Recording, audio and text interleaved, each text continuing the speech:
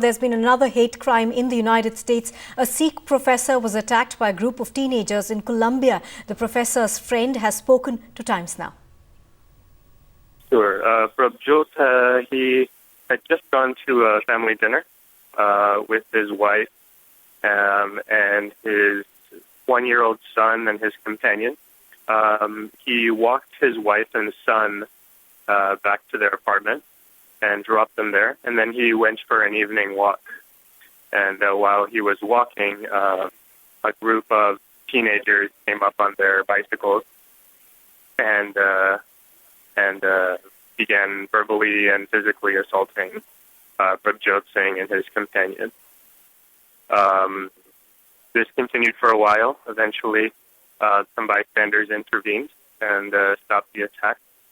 Prabjot was taken by ambulance to the hospital, and it turns out that he was admitted immediately to the emergency room, and it turns out that he has multiple fractures in his jaw, and he had some severe swelling and bruising in his mouth. He had to have some heavy metal wire inserted into his mouth to resolve the fractures.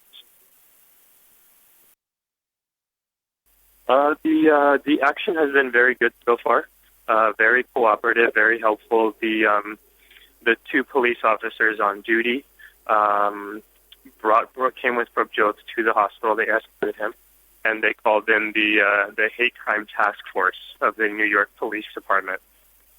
So the task force is currently investigating the incident as a hate crime, and they have been very diligent about it. They are regularly taking statements and coming back to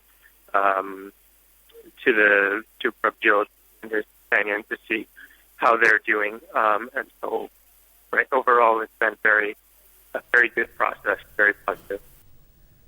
Of course, this alleged hate crime against the Sikh origin professor has raised eyebrows across the United States. Now, we spoke to Amardeep Singh. He's the program director of the Sikh Coalition, and here's what he told us.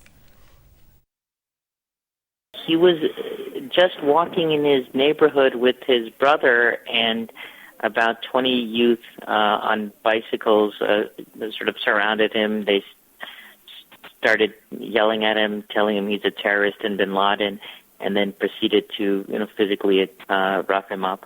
He was released from the hospital yesterday. He has a fractured jaw.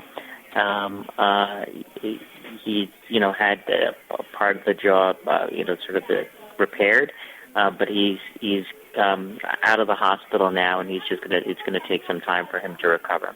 Yes, rather than decreasing after 9/11, it seems that the association of Sikhs, people with brown skin, whether they be Indian or Pakistani or Bangladeshi, that there's just an association with our communities with terrorism and bin Laden. So, what you saw with the recent winner of the Miss America pageant and now, Professor Singh, they're all being called the same names, terrorist and the like.